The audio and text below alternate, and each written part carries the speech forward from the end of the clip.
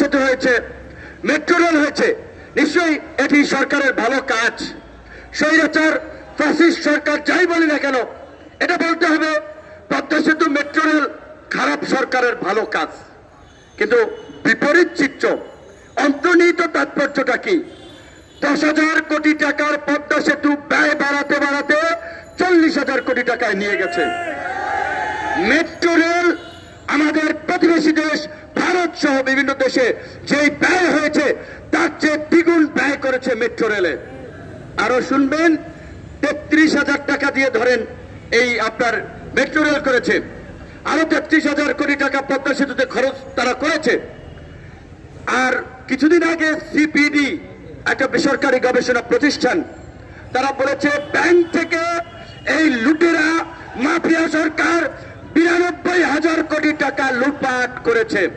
তাহলে